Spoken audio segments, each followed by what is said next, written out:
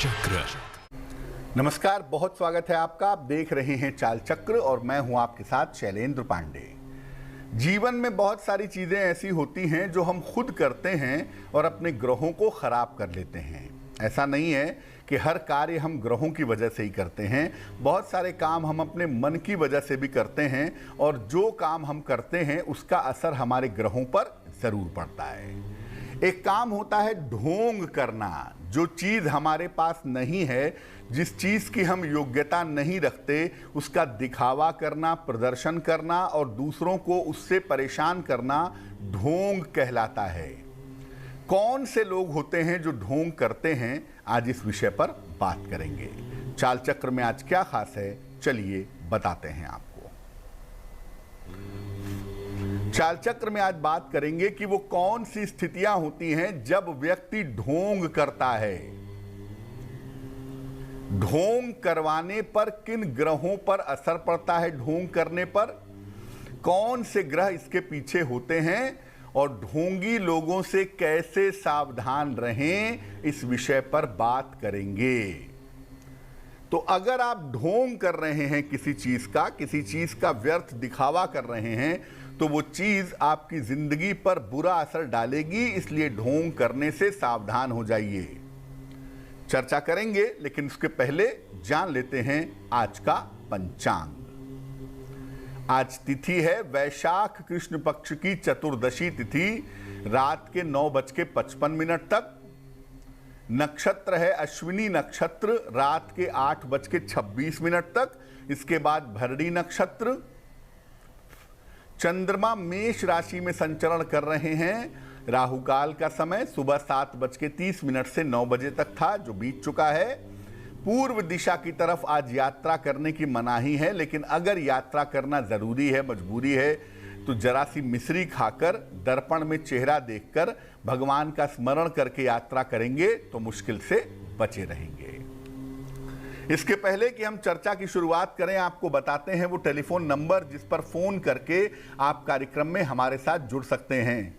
हमारा phone number है 0120-480-7333, 0120-4807-333।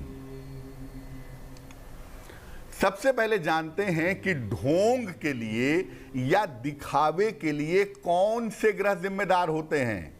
देखिए, कुंडली का जो चौथा खाना है और जो 7वां खाना है, ये बड़ा अहम होता है आपके टैलेंट के लिए, आपकी स्किल के लिए, आपके एक्शन के लिए, आपके काम के लिए। तो ये प्रदर्शन के लिए बड़ा जिम्मेदार होता है, क्योंकि चतुर्थ भाव से आप जनता को प्रभावित करते हैं, लोगों के ऊपर इन्फ्लुएंस पैदा करते हैं। शुक्र और राहु मुख्य रूप से प्रदर्शन और ढोंग के लिए जिम्मेदार होते हैं। शुक्र वैसे भी प्रेजेंटेशन का मालिक है, शुक्र वैसे भी दिखावे का मालिक है, और राहु जो होता है उसके अंदर रूप बदलने की क्षमता है। आपने कहानियों में पढ़ा होगा कि एक राक्षस अमृत पीने के लिए रूप बदल के चला गया था देवताओं के लाइन में। उसका गर्दन जब नारायण ने काट दिया तो राहु और केतु हो गए। वो राहु ने रूप बदला था, इसलिए राहु जब कुंडली में लीड करता है, मजबूत हो जाता है, तो आदमी बड़ा अच्छा अभिनेता होता है भाई। और राहु जब निगेटिवली मजबूत होता है तो आदमी ढोंगी होता है। कुंडली में इन ग्रहों में से कोई भी ग्रह मजबूत हो, या शुक्र लीड करने लगे या राहु लीड करने लगे, तो व्यक्ति दिखावा और प्रदर्शन करता है। अगर इन भावों में या ग्रहों में गड़बड़ी हो, चतुर्थ भाव खराब हो, चंद्र खराब हो, शुक्र खराब हो, राहु खराब हो, तो व्यक्ति ढोंग करता है। ढोंग का मतलब यह होता है कि जो चीज आपके पास नहीं है या जो योग्यता आप नहीं रखते, उसका दिखावा करते हैं। जिन लोगों का मूलांक 4, 7 या 8 होता है, उनके ऊपर ढोंग का और दिखावे का प्रभाव जल्दी आ जाता है। 4, 7 और 8 वाले बहुत जल्दी दिखावा करने लगते हैं, बहुत जल्दी प्रदर्शन करने लगते हैं और बहुत जल्दी ढोंग की शुरुआत कर लेते हैं। वैसे तो ढोंग कई प्रकार के होते हैं, लेकिन एक ऐसा ढोंग होता है जो पूरी दुनिया पर बड़ा बुरा और बड़ा गहरा असर डालता है। वो है धार्मिक होने का ढोंग। आपको ईश्वर से कोई लेना देना ही नहीं है, लेकिन तिलक लगाए बिना आप चलेंगे नहीं। आपको ईश्वर का ई भी पता नहीं है, लेकिन आप ऐसा बात करेंगे लगेगा ईश्वर आपके अंदर ही रहता है। तो धार्मिक होने का ये ढोंग है। कब होता है? जब कुंडली में नवम भाव का स्वामी खराब हो जाता है, 9th हाउस का मालिक बिगड़ जाता है, तो ये ढोंग पैदा होता है। जब कुंडली में नवम भाव पर पाप ग्रहों का प्रभाव होता है, तो ऐसे लोग धर्म और अध्यात्म का ढोंग करते हैं। अक्सर सुनते होंगे कि तमाम लोग जो धार्मिक लोग हैं वो पकड़े गए किसी कांड में, किसी कार्य में। क्यों? क्योंकि वो ढोंग करते हैं। एक्चुअली ऐसे नहीं होते। जो वास्तविक में धार्मिक है, जो वास्तविक में आध्यात्मिक है, वो प्रदर्शन करेगा ही नहीं। जब कुंडली में शुक्र अत्यधिक मजबूत हो और नवम भाव का स्वामी कमजोर हो, तो शुक्र क्या करता है? आदमी को दिखावे की तरफ ले जाता है, और नवम भाव कमजोर होने से व्यक्ति उस पर ईमानदारी से नहीं चलता, बेईमानी करता है, धार्मिक होने का ढोंग करता है। जब केंद्र स्थान में कोई ग्रह ना हो और शुक्र या बृहस्पति ज्यादा मजबूत हो जाते हैं, तो ऐसी दशा में भी व्यक्ति ढोंग करता है धार्मिक होने का, पुजारी होने का, पूजा पाठ करने का, आध्यात्मिक होने का ढोंग करता है। और ऐसे लोगों से बहुत सारे लोग प्रभावित हो जाते हैं और अपना जीवन नष्ट कर लेते हैं। क्या प्रभाव होता है? अगर आप धार्मिक होने का दिखावा करते हैं या धार्मिक होने का ढोंग करते हैं, तो क्या प्रभाव होगा? जीवन में कभी न कभी भयंकर अपयश जरूर मिलेगा। आपकी संतान अयोग्य होगी या संतान का सुख नहीं मिलेगा। और जो लोग धार्मिक होने का, आध्यात्मिक होने का ढोंग करते हैं, ऐसे लोगों को बुढ़ापे में, वृद्धावस्था में काफी कष्ट उठाना पड़ता है। ऐसा देखा गया है, क्योंकि जो कर्म का फल है ना, उससे आप बच नहीं सकते। कर्म का फल अमोघ है। जो बीज आपने बोया है, गलत या सही, उसका फल आपको ही खाना पड़ेगा, मीठा या कड़वा। तो अगर आपने ढोंग का कर्म किया है, तो उसका प्रभाव, उसका परिणाम भी आपको भुगतना होगा। कुछ लोग ऐसे होते हैं जो सज्जन होने का ढोंग करते हैं। मन में दुनिया भर की नकारात्मकताएं हैं, मन में दुनिया भर की गंदी बातें हैं, खराब बातें हैं, बुरी बातें हैं, लेकिन वो सज्जन होने का ढोंग कर रहे हैं। कब करते हैं ऐसा? जब बृहस्पति कमजोर हो कुंडली में और राहु मजबूत हो जाए, तो व्यक्ति अंदर से बहुत ही कपटी, बहुत ही दुष्ट होता है, लेकिन वो सज्जन होने का ढोंग करता है। जब कुंडली में केवल शुक्र मजबूत होता है, तो भी व्यक्ति सज्जन होने का ढोंग करता है, हालांकि ऐसा होता नहीं है। जब राहु और केतु सामान्यतः केंद्र स्थान में बैठे हों, तो भी व्यक्ति ढोंग करता है सज्जनता का। अगर कुंडली में चंद्रमा दूषित हो या बृहस्पति दूषित हो, खराब हो, तो ऐसी स्थिति में भी व्यक्ति अच्छा होने का ढोंग करता है, जबकि वो अच्छा होता नहीं। उसके मन में तमाम नकारात्मक, तमाम बुरी चीजें भरी होती हैं, लेकिन बाहर से वो ऐसा दिखाएगा कि लगेगा कि संत महात्मा उसी के साथ रहते हैं। क्या प्रभाव होता है? अगर आप सज्जन होने का ढोंग करते हैं, देखिए, सज्जन होना चाहते हैं, उसके लिए प्रयास कर रहे हैं, फिर भी मन में बुरी बातें हैं, तो वो बात काफी ठीक है कि आप प्रयास तो कर रहे हैं कि आप अच्छे बने, लेकिन आपके अंदर दुनिया भर की बुराई है, आप अच्छा बनना चाहते नहीं हैं और सज्जन होने का ढोंग कर रहे हैं, तो क्या प्रभाव होगा? जीवन में कोई ना कोई गंभीर बीमारी जरूर होगी, निश्चित होगी। आप अपनी सज्जनता से लोगों को बेवकूफ बनाएंगे और मन में उनको नुकसान पहुंचाने की कोशिश करेंगे, तो आज नहीं तो कल आपको गंभीर बीमारी होगी और कभी ना कभी मानसिक रोग का सामना करना पड़ता है। जो लोग सज्जन होने का ढोंग करते हैं, उनको जीवन में एक बार दरिद्र भी होना पड़ता है, एक बार उनको जिंदगी में धन की भयंकर तकलीफें झेलनी पड़ती हैं। तो अगर आप सज्जन नहीं हैं, तो सज्जन बनने का प्रयास करिए, और सज्जन बनने का ढोंग करके किसी को तकलीफ दीजिए, किसी को परेशान करिए, किसी की सरलता का फायदा उठाइए, ये उचित नहीं होगा। अब कौन से ऐसे लोग होते हैं जो कभी ढोंग नहीं करते, वास्तव में ईमानदार होते हैं? जो है वो है। कब होता है ऐसा? केंद्र स्थान में अगर केवल शुभ ग्रह बैठे हों, तो व्यक्ति के अंदर अगर बुरे विचार भी होंगे ना, तो व्यक्ति उसको लिए तकलीफ उठाएगा, ईश्वर से प्रार्थना करेगा कि मेरी बुरी चीजों को दूर करो, यानी वो कोशिश करेगा अपने आप को अच्छा बनाने की। और वो ढोंग नहीं करेगा। बृहस्पति अगर मजबूत हो कुंडली में और बृहस्पति पर किसी भी पाप ग्रह का प्रभाव ना हो तो व्यक्ति वास्तव में सज्जन होता है, चाह कर भी दूसरों को नुकसान नहीं पहुंचाता है और ढोंग तो बिल्कुल नहीं करता। अगर कुंडली में राहु किसी ग्रह के साथ ना हो और सही स्थानों में बैठा हुआ हो, त्रिषणाय में बैठा हो, तीसरे, छठवें या एकादश भाव में बैठा हो, तो व्यक्ति वास्तव में अच्छा होता है, ढोंग नहीं करता। मूलांक 1, 2 और 9 वाले आमतौर पर ईमानदार होते हैं। 1, 2 और 9 वाले लोगों को देखा गया है कि वो ईमानदार होते हैं, ढोंग नहीं करते हैं। अब मान लिया आपके अंदर ढोंग करने की आदत आ गई है, ढोंग की प्रवृत्ति आ गई है, आप दिखावा कर रहे हैं और आप ढोंग से निकल करके सज्जन बनना चाहते हैं, जीवन में ईमानदार बनना चाहते हैं, तो क्या करेंगे? सूर्य देव की उपासना इसके लिए सबसे ज्यादा उत्तम होगी। ढोंग की प्रवृत्ति से बचने के लिए नित्य प्रातः सूर्य की उपासना करें और नियमित रूप से गायत्री मंत्र का जप करें। गायत्री मंत्र किसी देवी देवता का मंत्र नहीं है। अगर आप ये समझते हैं कि गायत्री मंत्र किसी देवी देवता का मंत्र है तो आप गलत हैं। गायत्री मंत्र ईश्वर का मंत्र है और ईश्वर से गायत्री मंत्र में प्रार्थना की गई है कि वो आपको अमरता की तरफ, प्रकाश की तरफ ले चले। हमारे शास्त्रों में कहा गया ना, असदो मां सदगमय, तमसो मां ज्योतिर्गमय, मृत्योर मां मृतम गमय, यानी असत्य से सत्य की ओर ले चलो, अंधकार से प्रकाश की ओर ले चलो, अज्ञान से ज्ञान की ओर ले चलो। गायत्री मंत्र भी यही कहता है कि हम ईश्वर से प्रार्थना करते हैं कि वो हमारी बुद्धि को सन्मार्ग पर, प्रकाश की ओर ले जाएंगे। तो जब कोई व्यक्ति गायत्री मंत्र का अभ्यास करता है तो अंदर की पूरी धुलाई हो जाती है।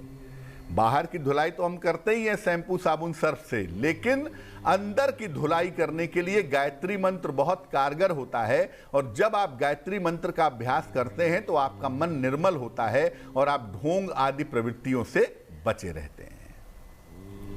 वक्त एक छोटे से ब्रेक का है, लेकिन ब्रेक पर जाने के पहले जान लेते हैं कि आज की जिज्ञासा क्या है। आज की जिज्ञासा है कि क्या घड़ी किसी को भी उपहार में दे सकते हैं? क्योंकि बहुत सारे लोगों का ऐसा मानना है कि घड़ी सामान्यतः हर व्यक्ति को उपहार में नहीं देना चाहिए। तो क्या आप घड़ी सबको उपहार में दे सकते हैं? ये बताएंगे आपको एक छोटे से ब्रेक के बाद।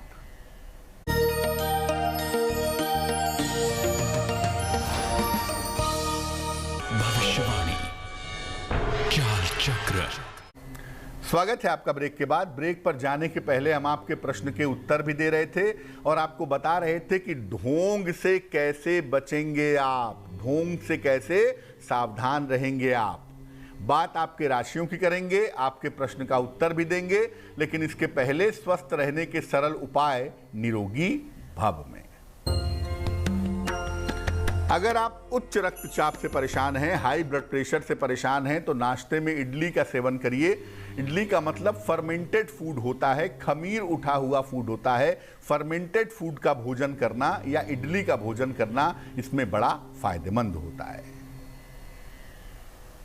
चलिए राशियों के सिलसिले की शुरुआत करते हैं। सबसे पहले मेष राशि। मेष राशि, संतान पक्ष की चिंता दूर होगी, नौकरी की समस्या दूर होगी, धन लाभ के योग बन रहे हैं। शुभ रंग आसमानी और भाग्य होगा 90%। वृषभ राशि, स्वास्थ्य का थोड़ा ध्यान रखिएगा आज। व्यर्थ के वाद विवाद से बचें, समस्याओं पर बात करें अपने परिवार में तो चीजें हल हो जाएंगी। शुभ रंग लाल और भाग्य होगा 60%। मिथुन राशि, धन लाभ के योग बन रहे हैं, संतान पक्ष की उन्नति होगी, धन की स्थिति आपकी ठीक रहेगी। शुभ रंग नीला और भाग्य होगा 70%। कर्क राशि, आर्थिक पक्ष मजबूत होगा, सेहत आपकी अच्छी रहेगी, मानसिक तनाव आपका कम होगा। शुभ रंग क्रीम और भाग्य आपका साथ निभाएगा 80%। सिंह राशि, धन का लाभ होगा, रुके हुए काम पूरे होंगे, क्रोध पर नियंत्रण बनाए रखें। शुभ रंग सफेद और भाग्य होगा 75%। कन्या राशि, स्वास्थ्य का ध्यान रखें, परिवार में समस्या के योग बन रहे हैं, हरे फल का दान करें। शुभ रंग हरा और भाग्य होगा 60%। तुला राशि, वाद विवाद से बचाव करें, स्वास्थ्य का ध्यान रखें, काम में सावधानी बनाए रखें। शुभ रंग गुलाबी और भाग्य होगा 70%। वृश्चिक राशि, करियर में बदलाव के योग हैं, आर्थिक लाभ की संभावना बन रही है, जिम्मेदारियां बढ़ सकती हैं। शुभ रंग नारंगी और भाग्य होगा 65%। धनु राशि, पद प्रतिष्ठा का लाभ होगा, रुके हुए काम पूरे होंगे, यात्राओं में सावधानी रखें। शुभ रंग पीला और भाग्य होगा 75%। मकर राशि, स्वास्थ्य का ध्यान रखें, करियर में लापरवाही न करें, हरे फल का दान करें। शुभ रंग सुनहरा और भाग्य होगा 60%। कुंभ राशि, सेहत की स्थिति ठीक रहेगी, परिवार में शांति आएगी, यात्राओं से बचाव करें। शुभ रंग ग्रे और भाग्य होगा 70%। मीन राशि, मान सम्मान उपहार की प्राप्ति होगी, मनोरंजन में व्यस्त रहेंगे, धन लाभ के योग बने हुए हैं। शुभ रंग सफेद और भाग्य होगा 80%। इस बीच एक दर्शक हमारे साथ जुड़ गए हैं, लाल जी हैं अमेठी से, उनसे बात करते हैं। लाल जी बताइए। हाँ गुरु जी प्रणाम। प्रणाम सर, बताइए। अरे गुरु जी, हमारा जन्म तिथि है 26/5/69। समय बताइए। समय शाम के 8:05। कहाँ जन्म हुआ है? ये रायबरेली जिला। पूछिए क्या सवाल है। गुरु जी, बहुत परेशानी में हम चल रहे हैं, कोई रोजगार व्यवसाय नहीं चल रहा, बच्चे भी कोई काम में नहीं लग रहे हैं और घर में कुछ तांत्रिक क्रिया भी है। तो गुरु जी इससे हम परेशान हैं। हम तो गुरु जी कुछ कैसे हमको मतलब मुसीबत कब तक छुटकारा मिलेगा, हमें जानना चाहते हैं गुरु जी। कुंडली आपकी वृश्चिक लग्न की है और राशि आपकी कन्या बनती है। महादशा बृहस्पति की और अंतरदशा राहु की जनवरी 2022 तक चल रही है। पहले मैं बता दूं कि आपकी कुंडली में साफ तौर से दिखता है कि आपको व्यवसाय करना चाहिए। इलेक्ट्रिकल इलेक्ट्रॉनिक्स का, दवाइयों का, ज़मीन का या लोहे से संबंधित कोई व्यवसाय अगर आप करें तो आपके लिए बहुत अच्छा होगा और मुझे लगता है किसी नए काम की शुरुआत अगस्त सितंबर के महीने में आप कर पाएंगे, पहली बात। दूसरी बात यह है कि जनवरी तक राहु की स्थिति है, तो राहु का मतलब ही होता है कि तांत्रिक क्रिया की स्थिति हो सकती है। तो आप ऐसा करें कि नित्य प्रातः सुबह और शाम नमः शिवाय का जप करें 108 बार और एक मोती बनवा करके 10-12 रत्ती की मोती चांदी की अंगूठी में दाहिने हाथ की सबसे छोटी उंगली में सोमवार की रात को धारण करें तो आपके लिए बेहतर होगा। इस बीच एक और दर्शक हमारे साथ जुड़ रहे हैं दिल्ली से, उनसे बात करते हैं। बताइए। प्रणाम पंडित जी। प्रणाम। मुझको अपने रूम के बारे में पूछना है। जन्म तारीख बताइए अपनी। हाँ जी पंडित जी, 19/3/99। समय बताइए। टाइम 9:15 रात्रि को। कहाँ पे जन्म हुआ है पंडित जी? हरियाणा, फरीदाबाद। पूछिए क्या प्रश्न है। हाँ जी पंडित जी, ये पूछना था, मुझे ये पूछना था पंडित जी, आपसे मेरी पहले बात हुई थी तो आपने बताया था हमें अपना रूम रेंट पर देना है। तो आपने बताया था कि हनुमान जी का चित्र चिपकाना उस पे और लाल रंग के स्वास्तिक बताए थे और व्हाइट वॉश के लिए कराया था, व्हाइट रूम होना चाहिए। पंडित जी अब 6 महीने से भी अधिक हो गया लेकिन कोई आ नहीं रहा और आए भी है, देख देख के चले जाते हैं पंडित जी। और दूसरा रूम बेसिकली आपका रेंट पे नहीं उठ पा रहा है। हाँ जी पंडित जी। कुंडली आपकी तुला लग्न की है, राशि आपकी बनती है मेष राशि, और इस समय की दशाओं के हिसाब से आपको रेंटल इनकम मिलने की जो संभावना है वो जून के महीने से दिखाई दे रही है। तो आपने अपने घर का वाइट वॉश करा लिया है, बहुत अच्छी बात है। हनुमान जी का चित्र लगा दिया है, और भी अच्छी बात है। जिस रूम को रेंट पे उठाना है, बृहस्पतिवार को वहाँ जा कर के थोड़ी सी पीली सरसों गिरा दीजिएगा, आपका काम हो जाएगा। चलिए अब बात कर लेते हैं उनकी जिनका है आज जन्मदिन।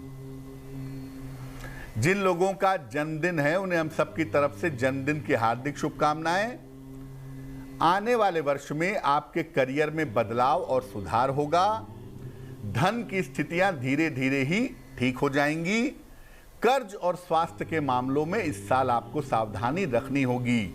लेकिन इस साल एक अच्छी खबर यह है कि अगर आप अविवाहित हैं तो इस वर्ष आपका विवाह हो सकता है। क्या करेंगे? पूरे साल भर सूर्य देव के मंत्र का जप करें तो आपके लिए बहुत अच्छा होगा। चलिए अब जान लेते हैं आज की जिज्ञासा और इसका समाधान। आज की जिज्ञासा है कि क्या घड़ी किसी को भी उपहार में दे सकते हैं? देखिए, घड़ी कोई सामान्य उपहार नहीं है। घड़ी उसी व्यक्ति को उपहार में दें जिसका समय अच्छा चल रहा हो। जिस आदमी का समय खराब चल रहा हो, बुरा वक्त हो, अगर उसको घड़ी दे देंगे तो आपका समय भी खराब हो जाएगा। इसलिए घड़ी उसी को उपहार में दें जिस व्यक्ति का जीवन और समय बेहतर चल रहा हो। चलिए अब जानते हैं शुभ पहर का महत्वपूर्ण समय क्या है।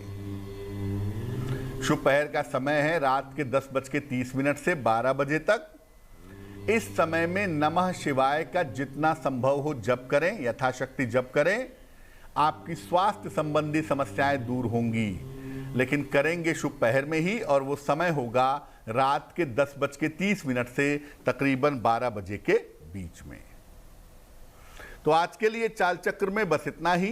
स्वस्थ रहिए, प्रसन्न रहिए, अपना बहुत ख्याल रखिए। मुझे दीजिए इजाजत, और आगे जरूर देखिए रिश्तों की कहानी संजय सिन्हा के साथ। नमस्कार।